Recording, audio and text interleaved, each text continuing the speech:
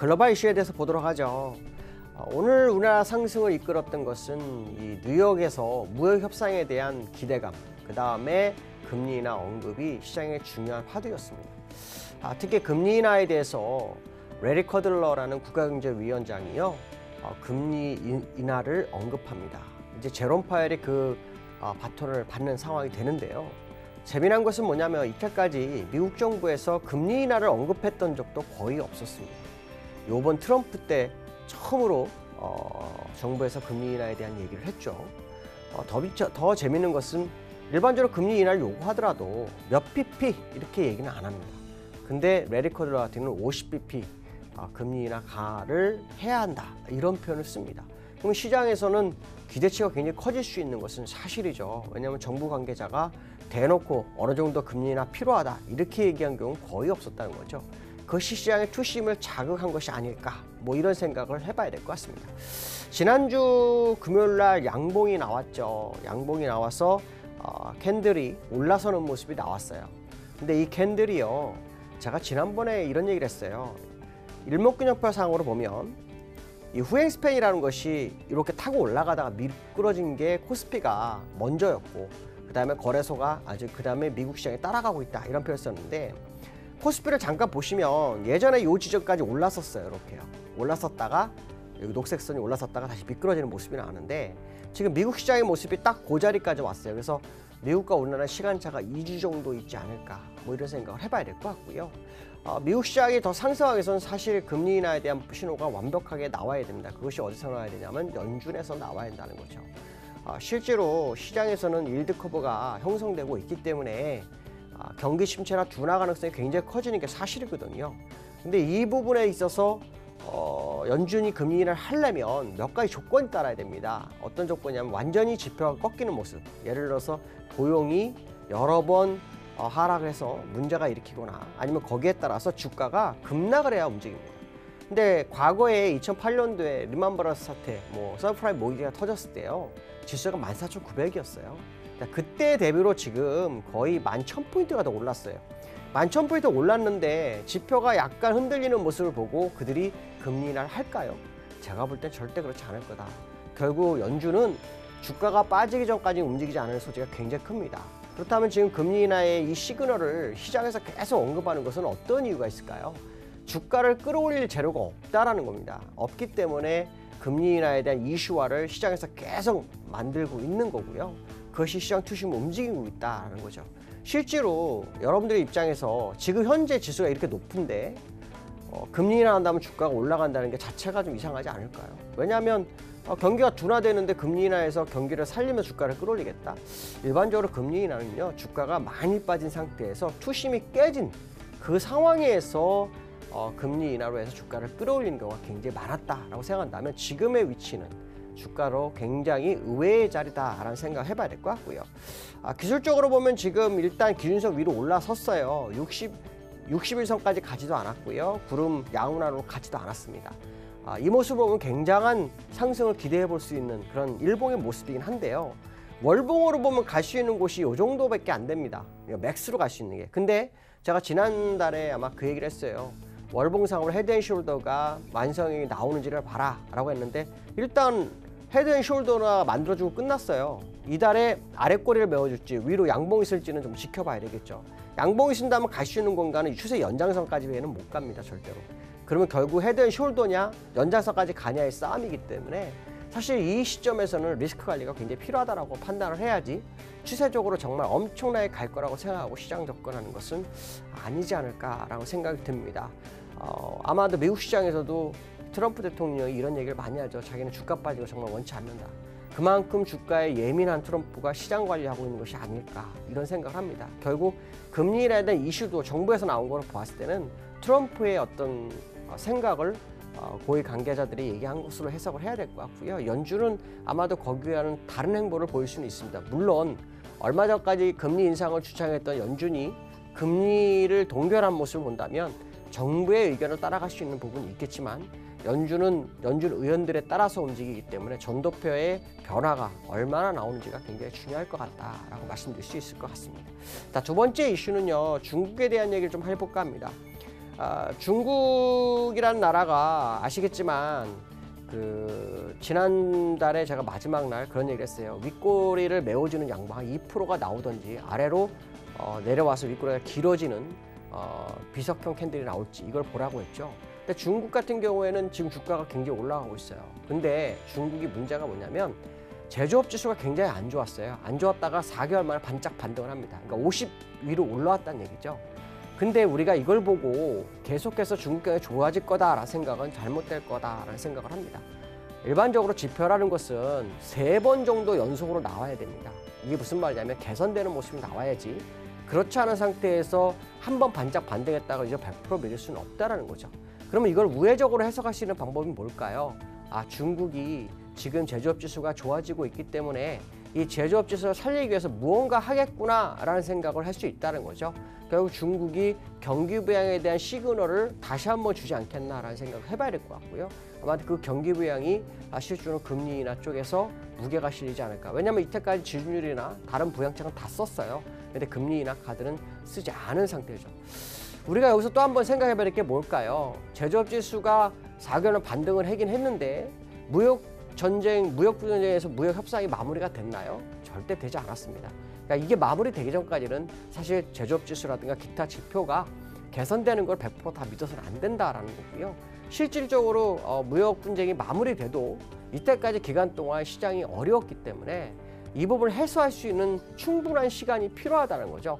그 시간이 지나지 않고서 어설픈 지표의 반등을 우리가 신뢰하기 좀 어렵지 않을까라는 생각이 들고 있습니다. 자, 기술적으로 보면요, 지금 양봉이 나왔어요. 사실 제가 지난달에 2월달이죠. 2월달 양봉만한 게 나왔으면 좋겠다 그랬는데 그건 나오지 않았어요. 근데 일단 4월 초가 되면서 양봉이 나왔어요. 그렇다면 실제로 중국이 가고자 하는 것은 아까도 말씀드린 부양책이 필요한데 기술적으로 본다면 이 자리가 넘어서야 됩니다. 이게 진짜입니다. 첫 번째는 얼마냐면 3,247, 그러니까 상해 종합주가指数기술로 3,247은 후행 스팬이 캔들을 뚫는 자리입니다. 그러니까 이걸 뚫어주는지가 굉장히 중요하죠. 일반적으로 이렇게 안 뜹니다. 이쪽을 뚫고 가게 되는 거죠. 그러니까 지금 뚫릴지 안 뚫릴지 봐야 될 것 같고, 하단선으로는 요 61선, 60월선은 3,067포인트. 요게 무너지지 않아야 됩니다. 그러니까 월봉상으로 3,067이 안 깨지거나 3,240 정도가 돌파되는 모습이 완연하게 나와야만 진짜일 거다. 자, 그렇지 않을 경우에는 상당히 방향성에 문제가 있을 수 있겠다라는 생각을 해봐야 됩니다. 그것은 아까도 말씀드린 것처럼 지표가 개선됐지만 무역 분쟁이 마무리가 안 됐다는 거, 또 마무리가 되고 충분한 시간을 가져야 한다는 거, 우리는 잊지 말아야 되겠다라고 말씀드릴 수 있을 것 같습니다. 글로벌 이슈에 대해서 말씀드리도록 하죠. 자, 어저께 미국장이 상승을 했어요.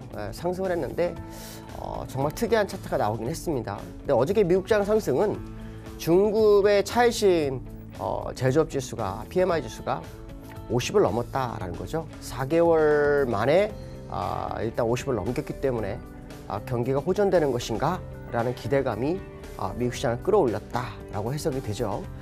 실제로 근데 미국과 또 중국이 무역협상이 아직 마무리가 되지 않은 상태이기 때문에 지표 하나로 한 번에 이 지수가 완전히 바뀔까라는 생각을 한번 해봐야 되겠죠. 일반적으로 지표는 3번 연속 개선이 나와야 합니다. 어쩌면 시장의 재료가 너무 없기 때문에 이러한 재료들을 가지고 주가를 끌어올리는 것이 아닌가라는 생각을 해볼 수 있고요. 또 한편으로는 금리 인하에 대한 부분이 시장에서 사라질 수도 있겠다라는 생각을 합니다. 아시겠지만 경기 둔화나 침체 때문에 미국에서도 레리 커들러 같은 경우는 0.5pp 정도를 금리 인하해야 한다. 또 시장에서는 금리 인하론이 상당히 대두되고 있는데요. 지금처럼 주가가 올라가고 지표가 약간 개선되는 모습이 나온다면 금리 인하는 거의 물 건너간다고 봐야 되겠죠. 사실 시장에서 금리 인하하기 위해서는 조건이 여러 가지가 따져야 됩니다. 지표도 나빠야 되지만 그 지표에 맞게 주가도 빠져야 됩니다. 근데 주가 지금 빠지는 모습이 거의 없죠. 오히려 지금은 잘 버티고 있는 것이 현재 미국장의 모습이다라고 해석한다면 현재의 이 모습을 보면서 얼마나 더 갈까에 대한 생각을 해봐야 되겠죠.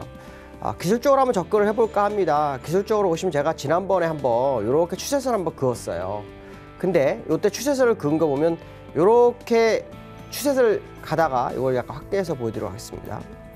추세를 이렇게 가다가요, 이걸 맞고 떨어졌어요. 근데 되돌림의 자리가 여기까지인데 어저께 딱 되돌림 자리까지 갖다 놨습니다. 그러니까 오늘 밤에 참 재밌겠죠. 왜냐하면 오늘 뚫어버리면 정말 지난번에 26,900을 다시 갑니다. 오늘 못 뚫으면 여기가 마지막이 되는 거죠. 물론 후엑스펜이 캔들을 뚫기 위해서 노력을 한 것까지는 상당히 점수를 줄 수 있지만 지난번에 말씀하셨던 이 추세선을 이탈해서 올라오게 되면 연장선까지 못 간다. 그리고 그 한번 쭉 빠졌었죠. 그리고 타고 올라와서 다시 연장선을 맞았다라고 한다면 지금의 이 지점 결코 그렇게 강하게 갈 수 있을까에 대한 의심을 좀 가져볼 필요성이 있다라고 말씀드릴 수 있을 것 같습니다. 자, 두 번째 이슈는요. 중국에 대해서 말씀드리고 합니다. 중국 시장이요. 아시겠지만 지금 상당히 강세입니다. 그러니까 중국에서 상승 곡선을 타고 있으니까 이런 얘기가 나옵니다. 역대 6번째 불마켓이 나오는 거 아니야? 라는 생각을 굉장히 많이 합니다. 불마켓이 나오려면 사실 경기가 호전돼야 되는 모습이 나와야 됩니다. 그러니까 경기가 호전되지 않고 불마켓이 나올 수 있을까에 대한 의문점을 좀 가져야 되겠죠. 사실 지표가 좋아진 것은 사실이죠. 4개월 만에 PMI 지수가 올라왔으니까. 그러나 다른 지표는 아직 확인할 수가 없는 상황이고요. 또 미국과 무역 협상을 진행하고 있지만 무역 분쟁으로 인해서 나타난 지표의 악재들인데 이것을 좋게 해석을 미리 한다? 이건 굉장히 좀 어려울 것 같습니다. 물론 주가가 월봉상으로 보시면 양봉이 4개가 출hiện 합니다. 그러니까 시장에서는 당연히 불마켓에 대한 기대감이 커질 수 있죠. 근데 이 4개의 시그널은 몇 가지 이슈가 있었습니다. 하나는 MSCI에서 중국 A주에 대한 편입 비중을 4배로 늘리겠다라는 이슈가 있었고요. 두 번째 이슈는요. 중국에서 경기 부양을 하죠. 또 지준리는 하고 또 감세도 하고 기업에 대한 감세를 하고 그래서 채권 시장을 지키기 위한 몸부림을 했는데 그것이 상당한 영향을 미쳤습니다. 이러면서 사실은 시장이 올랐는데 MSCI가 중국 A주의 편입을 4배로 확대한다면서 외국인들이 먼저 선매집을 들어온 것이 아닐까라는 해석을 해볼 수 있고요. 기술적으로 본다면 지금 이 자리가 상당히 중요한 저항대가 이렇게 잡힙니다. 그래서 정말 가려면 이 지점을 뚫어야 되는데요.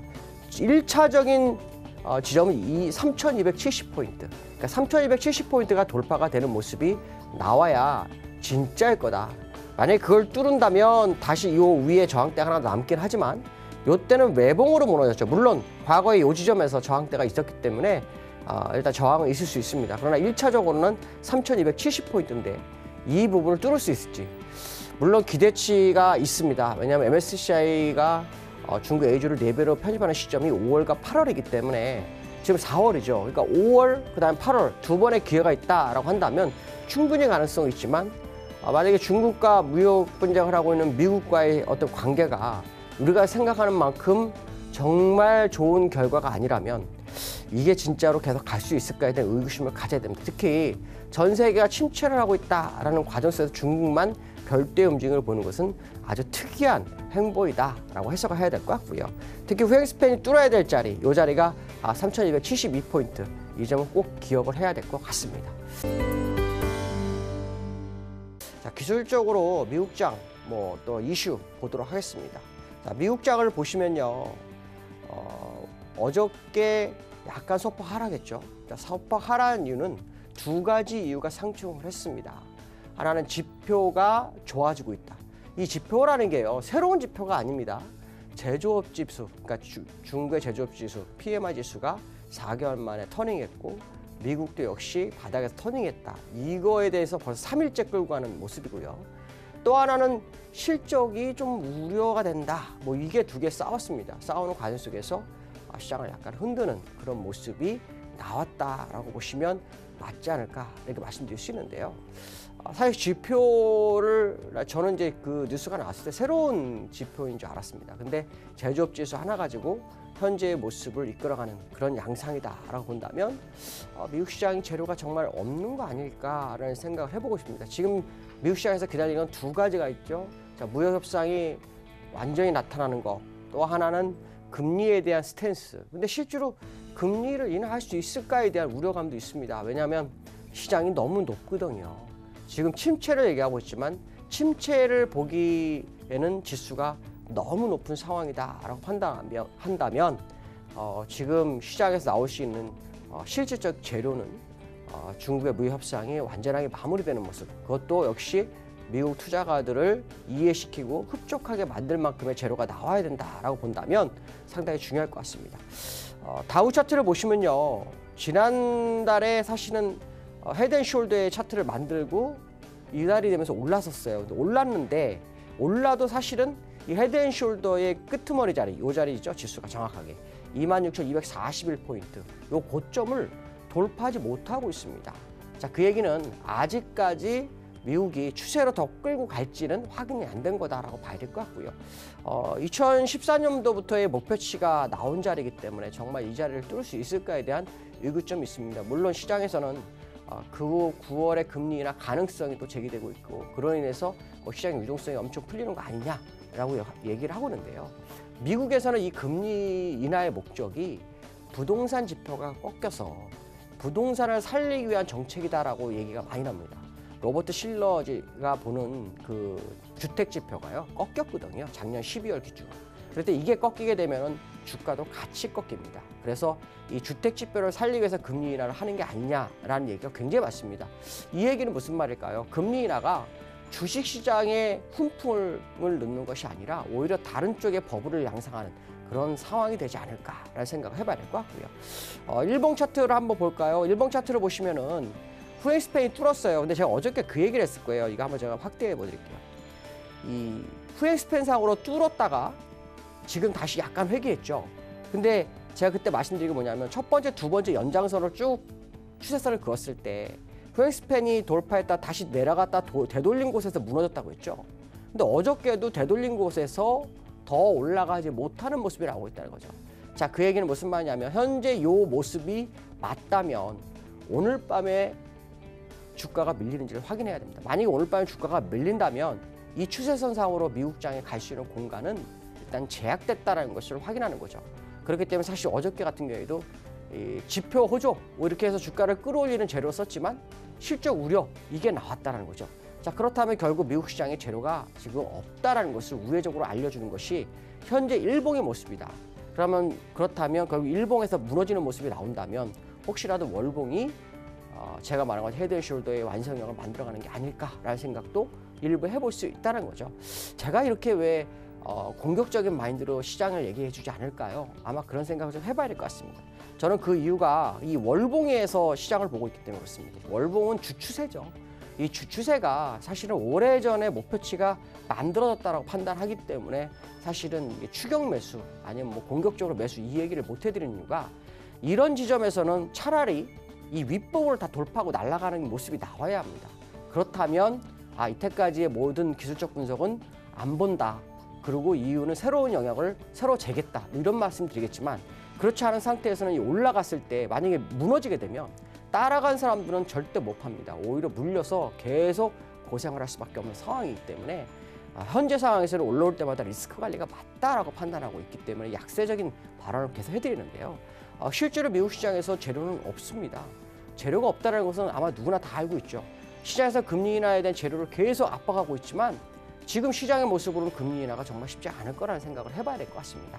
자, 그렇다면 우리가 이 시장에 대해서 공격적이보다는 약간 중립적인 위치에서 시장을 보거나 약간 이익 실현 쪽으로 보는 게 더 현명하지 않겠나라는 생각을 해봐야 될 것 같습니다. 자, 두 번째 이슈는요. IMF 얘기를 좀 해볼까 합니다. IMF 라가르드 총재가요. 이런 얘기를 합니다. 전 세계 시장이 둔화를 겪을 거다.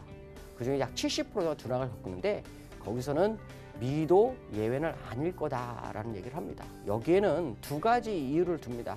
첫 번째는 뭐냐면 무역 전쟁이 첫 번째 이슈고요. 두 번째는 브렉시트. 이게 이제 노브렉시트가 될까 봐 두려워하는 것 같습니다. 근데 실제로 무역 전쟁으로 인해서 미국하고 중국이 문제가 되고 있는 건 사실이죠. 근데 거기만 되고 있나요? 아닙니다. 유로존도 문제가 됩니다. 독일 같은 경우에도 지금 어떻게 됐습니까? 여러 가지 지표가 안 좋아지고 있거든요. 그렇다면 10년물 국채가 마이너스로 가고 있는 유로존 입장에서도 굉장히 부담스러운 상황이다라는 거죠. 그렇기 때문에 라가르드 총재 입장에서는 급격한 하방은 돌아오지 않겠지만 적어도 둔화가 지속되는 거에 대해서만큼 인정해야 될 거다라는 얘기를 합니다. 그럼 이거를 다른 쪽으로 한번 해석해 볼 수 있습니다. 결국 둔화가 된다면 미국도 금리 인하를 할 수밖에 없겠구나라는 얘기를 한다는 거죠. 그럼 금리를 인하한다라는 모습은 결국 경기가 안 좋은 건데 주가가 안 빠지고 금리 인하한다? 이건 말이 안 될 거라는 생각이 듭니다. 결론적으로 말하면 IMF가 제시한 것처럼 둔화에 대한 것이 맞다면 금리 인하에 대한 기대감이 있을 거고, 그 금리 인하의 기대감을 살리기 위해서는 뭔가 트리거가 나와야 된다는 거죠. 그 트리거가 뭐냐? 그건 결국 미국 시장은 주가의 하락이 그 트리거가 돼야 한다라고 본다면 지금 미국 시장의 고점 부분에서 금리 인하는 말이 안 된다라고 봐야 되고, IMF가 경제 둔화를 얘기한 것은 맞다라고 한다면 결국 주가의 조정 가능성을 우리는 염두에 둘 필요성이 있지 않을까, 이런 생각을 해봐야 될 것 같습니다. 자, 글로벌 이슈에 대해서 보도록 하겠습니다. 자, 글로벌 이슈는요, 다우를 보게 되죠. 자, 어저께 미국은요, 사실은 소폭 상승을 했어요. 소폭 상승했는데 두 가지 이슈가 있었습니다. 하나는 지표가 악재가 있었고요. 무역 협상에 대한 기대감이 있습니다. 이거는 이제 해석을 잘 해야 되겠죠.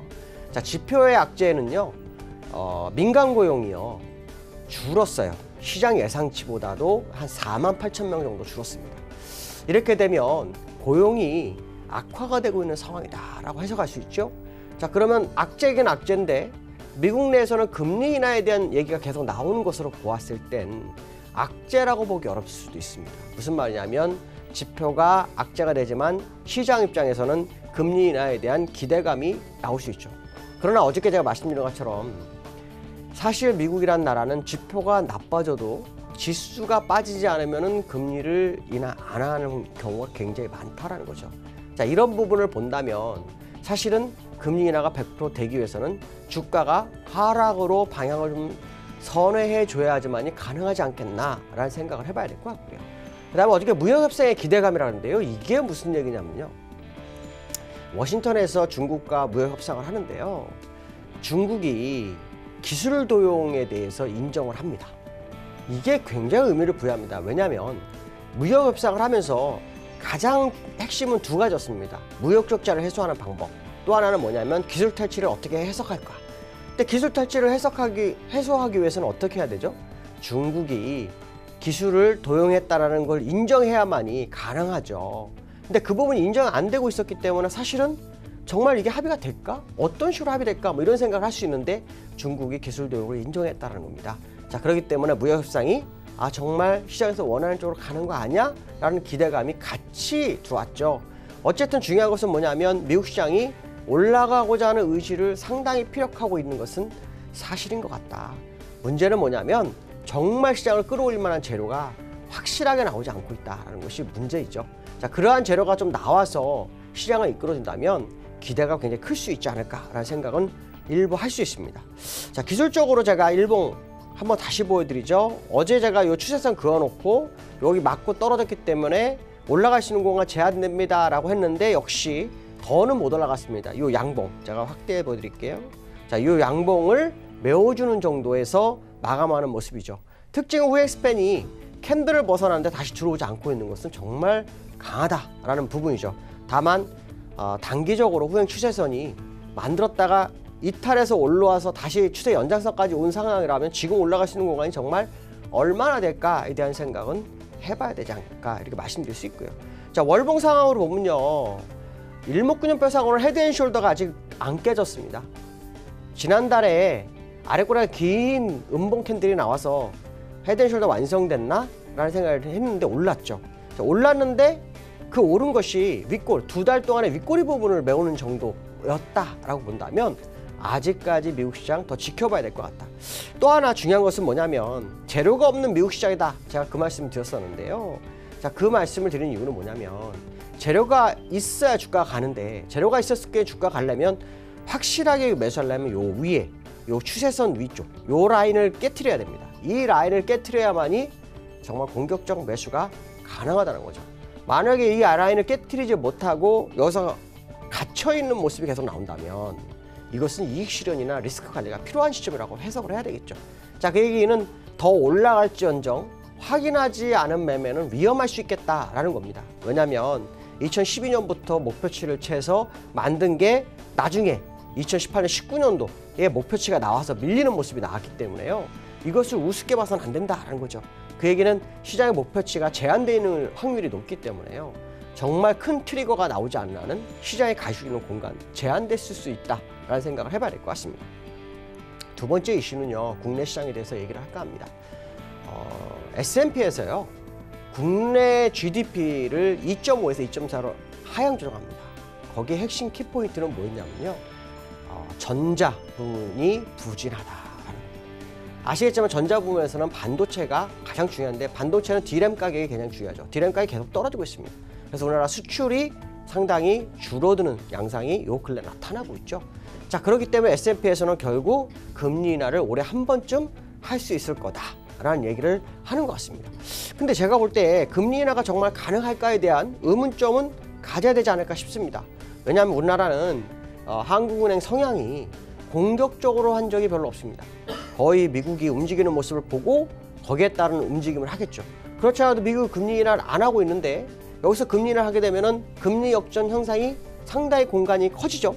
그렇기 때문에 한국은행은 미국의 영향을 보고 움직임을 보고 움직일 확률이 굉장히 높다. 그렇다면 결국 국내 시장이 금리 인하에 대한 기대감을 시장에서 자아내고 S&P에서도 그런 얘기를 하고는 있지만, 우리가 이걸 100% 신뢰해서는 안 된다는 거죠. 다만 금리 인하를 할 수 있는 조건이 완성됐구나라는 생각을 투자가로 하여금 가질 수 있죠. 자, 그 얘기는 주가가 쉽게 빠지지 않을 수도 있겠다라는 생각을 해볼 수 있는 재료로 해석하는 게 좋겠다라고 말씀드릴 수 있고요. 오늘 코스피가 올랐어요. 3포인트 올랐죠. 외국인이 현선물을 강하게 매수하고 기관도 1,400억을 매수했지만 3포인트밖에 못 올라갔습니다. 그러나 특징은 하나가 있습니다. 어떤 특징이 있을까요? 200일선을 첫 번째 200일선을 관통해서 그 위에서 조정을 마무리하는 모습. 조정이 마무리가 됐는지 모르겠지만 하여튼 오늘장을 마무리하는 모습. 또 하나는 양운을 벗어나기 힘든데 양운을 다 벗어나서 끝났다는 것은 투자가로 하여금 굉장히 긍정적 시그널로 가져올 수 있는 상황이 아닐까라는 부분을 해석할 수 있다라고 말씀드릴 수 있을 것 같습니다. 자, 글로벌 이슈에 대해서 보도록 하죠. 미국 시장이요, 어제 또 올랐습니다. 그리고 강하게 올라갑니다. 어저께 오른 이유는요, 실업자 수가요, 1969년 9월 내 최저라고 합니다. 실업자가 줄었다는 것은 고용이 증가하죠. 물론 요즘 ADP 민간 고용이 약간 약세의 모습을 보이지만 전체적인 누적 현상으로 본다면 지금 상당히 실업률이 낮은 상황이다라는 거죠. 자, 이것 때문에 사실 미국 시장이 올랐어요. 또 하나는 트럼프 대통령이 4주 후에 중국과의 무역 협상 타결 가능성 제기하죠. 이것 또한 시장을 이끌어가는 모습이었습니다. 근데 여기서 우리가 중요하게 생각해야 될 것은 실업자 수가 이렇게 줄어들고 있는데 정말 시장에서 이슈가 되고 있는 금리 인하를 할 수 있을까? 이런 생각을 해봐야 되죠. 어제도 제가 잠깐 말씀드렸지만 미국은요, 금리 인하 해야 할 만한 근거가 있어야 됩니다. 물론 ADP 민간고용이 안 좋고 GDP가 작년 대비로 떨어지고 있는 건 사실이지만 실업자 수가 이렇게 줄어드는 상황에서 금리 인하 할 수 있을까요? 그렇다면 적어도 지금처럼 ADP 민간고용이 안 좋아지고 이런 모습이 지속되면서 실업률이 올라가는 모습이 나오고 또 거기에 따른 시장의 흔들림이 있지 않으면 사실 연준에서는 금리 인하를 하기는 거의 어려울 것으로 해석을 해봐야 될 것 같습니다. 자, 그렇다면 어저께 실업자가 최저 기록했다 해서 상승한 이 모습은 사실 향후 시장에 도움이 될까요? 제가 볼 땐 도움 되지 않을 거라는 생각을 해봐야 될 것 같고요. 특히 지금 시장에서 올라올 때마다 저는 이제 이익 실현, 약간 이익 실현하는 것이 더 좋고 공격적인 매매를 하지 말라 이런 생각을 많이 하고 있습니다. 그 이유는 지금 이 자리, 현재 자리를 보시면요, 2011년도부터요 계속해서 주가가 이렇게 올랐습니다. 이게 월봉입니다, 월봉. 에너지가요 어마어마하게 분출을 했어요. 일반적으로 에너지가 분출을 하고 난 다음에 나중에는 분산을 합니다. 근데 일반적으로 10년 파동이 다 완성이 되고 조금 지나가고 있어요. 그런 상태에서 한 번에 급격하게 이게 계곡이 생기면서 봉우리가 생기면서 계곡을 만들어 갈까요? 안 그렇습니다, 절대. 분산 시간을 충분히 갖습니다. 그렇다면 이 추세 연장선에서 고점이 2개가 나왔다면 정말 강세론자라면 지금 매수가 하는 게 아니라 시장에서 확인사살 매매를 해야 되는 겁니다. 무슨 말이냐면 이 추세선을 완전히 돌파해서 안정권을 진입하는지 접어드는지를 보고 거기에다 강세장 모습을 보여야죠. 자, 그렇지 못하다고 하면 지금은 이전 고점 대비로 올라오는 자리로 파악을 해야 하는 것이 맞습니다. 그렇기 때문에 사실 공격적 매매를 추구하시는 분 입장에서는 상당히 부담을 갖는 것이 맞을 거다라고 말씀드릴 수 있고요. 많은 시간 올라왔습니다. 에너지가 충분히 발산이 됐다면 이제는 에너지가 소멸될 수도 있는 그런 공간이기 때문에 지금처럼 주가를 끌어올리는 재료가 부재한 상태에서의 모습으로 본다면 지금의 자리는 굉장히 부담스러울 수 있다는 생각을 해봐야 될 것 같습니다. 자, 두 번째 이슈에 대해서 보도록 하죠. 자, 두 번째 이슈는요. 글로벌 석학들이 모여서 한 얘기 중에 하나입니다. 지금 미국 경기가 올해 꺾일 거고요. 중국 경제 성장도 5%대가 성장이 좀 위험할 거다. 사실은 중국 5% 저는 개인적으로 깨졌다고 봅니다. 다만 지표의 마사지가 항상 있기 때문에 중국은 그래서 지금 뭐 6.5, 6.4 막 계속 유지하고 있는 것 같은데요. 이 얘기를 누가 했냐면요. 장진 푸진대 경제연구소 소장이 얘기했습니다. 이게 중국에 있는 대학이죠. 그가 지금 얘기하는 것은 뭐냐면 중국과 미국의 무역 분쟁이 근본적으로 해결은 어렵다라는 얘기를 합니다. 저도 여기에 동의를 합니다. 왜 그러냐면 어저께 미국 같은 경우에는 계속해서 기술 탈취에 대해서 얘기를 했고 거기에 대해서 중국이 우리가 도용을 했다 뭐 이런 얘기를 하면서 타격 가능성을 계속 얘기를 하죠. 근데 중국이 타결하고 난 다음에 중국은 뭘로 성장합니까? 또 하나는 미국이 그렇게 해서 이겼으면 이게 우리가 재판으로 보면요 판례가 됩니다. 이 판례를 가지고요 전 세계 시장을 다 흔들 거라는 거죠. 자, 그 얘기는 또 다른 무역 전쟁이 있을 거다라는 것도 생각할 수 있죠. 그렇다면 이것은 결국 보호무역이 강해진다라고 생각을 해야 됩니다. 자, 보호무역이 강해지면 어떻게 될까요? 이기주의가 팽배해지기 때문에 시장이 어디로 갈지 모릅니다. 서로 이익 때문에 자유분방한 무역이 이루어질까요? 안 됩니다. 다자 간의 무역이 이루어져야 됩니다. 자, 그것이 안 된다고 생각할 수 있다는 거죠. 그렇게 되면 결국에 와서 지금의 보호무역이 시장을 망가뜨리고 그 망가뜨린 것 때문에 결국은 다시 원위치해야 되지 않을까라고 한다면 중국 경제가 지금도 채권 시장이 굉장히 위험하고 경기 부양을 하면서 올라오는 시장이지 지표가 져서 올라오는 시장은 아니죠. 자, 그런 보름을 본다면 정말 5% 성장이 위태할 수 있다는 것을 알려주는 시그널로 받아들여야 될 것 같고요. 물론 주가가 올라왔습니다. 어느 정도 올라왔고 또 미국도 최고점에서의 움직임을 보이고 있기 때문에 자, 이런 부분들을 본다 그러면 시장에서 많은 생각을 할 수 있죠. 정말 지금이 하락을 생각해야 될까? 뭐 그런 생각을 할 수 있는데 이거는 중요한 것은 이 올라온 중국 상해 지수는요 거의 다 경기 부양입니다. 거기다 MSCI가 기름 부었고요. 그 부분이라고 해석한다 그러면 실질적으로 경제 성장률이 그렇게 좋아하지 않다면 결국 그것이 시장에 영향을 미칠 거다라는 생각을 해봐야 될 것 같습니다.